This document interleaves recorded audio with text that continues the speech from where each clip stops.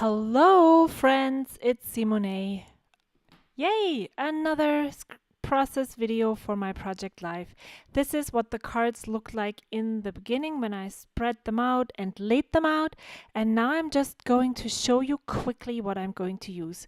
So 2 washi tapes, those puffy stickers that I used last week as well. It's essentially the same things that I used for week 28.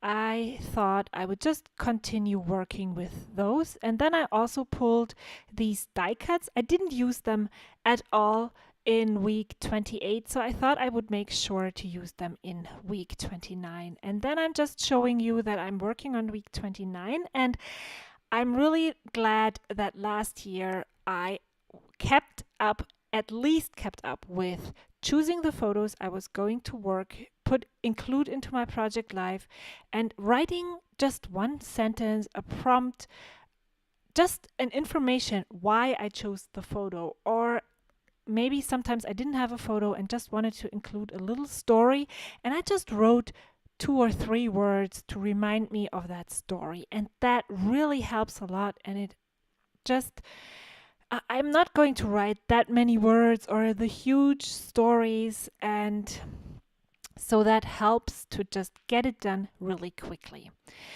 I'm again still thinking about going back to doing Project Life in 2018, or doing a combination of memory planning, those weekly spreads that I show you often on Tuesdays, and Project Life. I'm not really sure yet, but now I'm working on the title card, and the bicycle doesn't have anything to do with the layout at all. I just liked it, and I'm never going to use it. We're not really riding our bikes here, so I'm just going to stick it down. It looks nice. Done.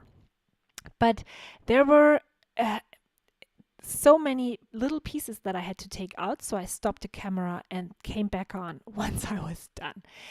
And then I am using this Tombow brush pen, it's a dual tip marker, and I'm really having a hard time using those. I should actually practice. That is why I'm using my pencil to just write it out first, so I can just trace it, because I really suck at using them.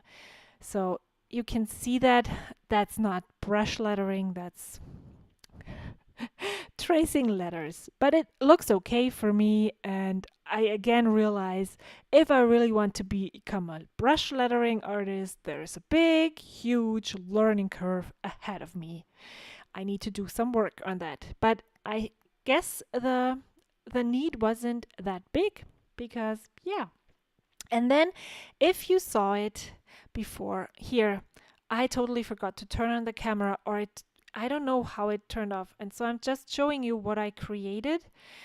And now I'm feeling really bad. That's why I showed you the thumbs down. So I'm working on the 2 bottom pictures of the left side of my spread.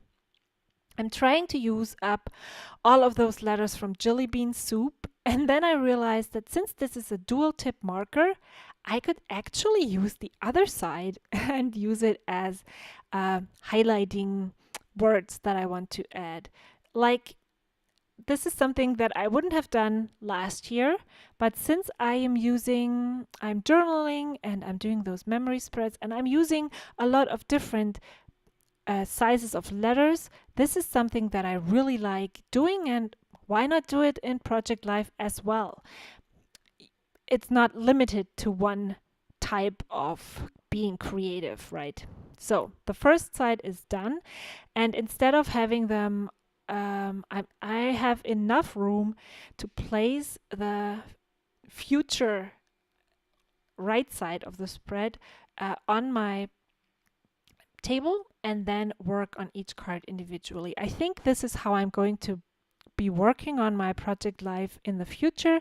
You can see one side of the spread and the way it evolves. So I'm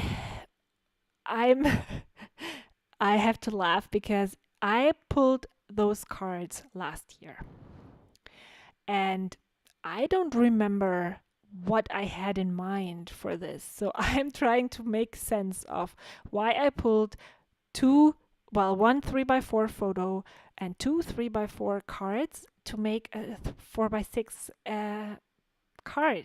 So I decided, okay, this is the best thing that I can do, and I'm taking those letter stickers and adding the word CELT, which is the California English Learners whatever determination test, maybe.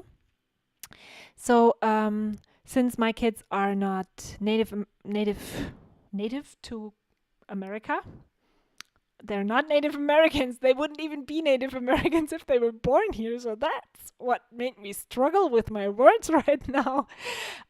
Since they're not English is not their first language, they need to be tested, or they needed to be tested every summer on their progress. And we had been here for a year, and we received a letter that there was one part of the test to be done during our summer break, and that is what the picture tells about. And I just need to remember the word CELT and that all three of them were tested. And yeah, I'm really happy to report that at the end of the last school year, so this was in 2016, in the summer of 2016, in the spring of 2017, two of my sons are now not English learners anymore. Their English is proficient enough to be not tested anymore. They are not different to any of the other first language speakers, which is really fascinating that they have been learning this. They were here for almost 2 years, and now they're already out of this program. Fascinates me, really, how quickly kids learn. I've been learning this language forever. I'm here, and I still struggle with so many things. I know my vocabulary isn't really bad, but pronunciation is really hard. I never really realized that when I started learning, that it would make such a difference the way you pronounce a G or a J, and all of these hard and soft consonants. That is really hard. So let's continue. I'm just sticking stuff down. I'm not really trying to be, well, yes, I want to have the pretty spreads, and I want to have them to be cohesive and to look good, but I'm not trying to be the most artistic and to create the greatest cards. I think this is something that really helps me now, because I felt so behind in my project life last year. I don't know really why.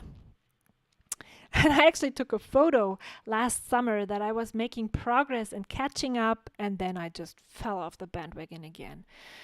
Bummer. But yeah, just trying to create nice cards that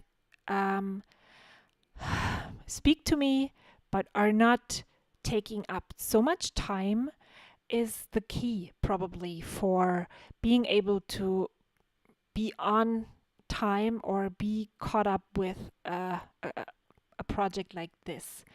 So some people say, if you don't have to be caught up. If you free yourself from that, then project life gets much easier for you. And I still enjoy creating those spreads right now, even though it's over a year later. But it still makes me itchy when I realize that I want to get this done sometime, and maybe in January I want to start another one, and I haven't even finished this one. That really makes me nervous. I'm not going to say it stresses me, because I don't want creative things stressing me, but kind of stressful. So now I'm going through the sticker book from the Amy Tangerine on a Whim collection. I worked with this collection in July and August and created several layouts, and now I'm just using up the leftovers. And what I realized is that it's really great to, once you're done with all of the embellishments and creating each of the cards and having the major parts on, then using the stickers as laying out all the cards in front of you, and then going back and adding bits and pieces on all of the cards and creating visual triangles with those hearts, for instance, or with stickers, and adding some more to the clusters. That really is a great way to get a lot of those things done. So yeah, I'm adding stuff. I'm writing down that we have our Sunday pancake breakfast and that we love having that.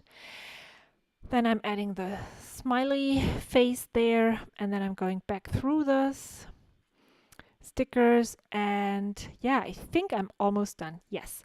Now I'm going to use up all of those crosses on all of the layouts. I'm not going to use them only here. Again, when I take my pictures, I lay them out in front of me, and then you can see where I placed the crosses on the close-ups right now. Thank you so much for watching. I hope you will be following me on this journey. And yeah, there is 2 other Project Life process videos on screen right now if you want to keep watching. One is from last week and the other one is from last year. So tell me, do you see a difference? Don't forget to subscribe to my channel if you haven't already, and I will see you next time. Until then, bye!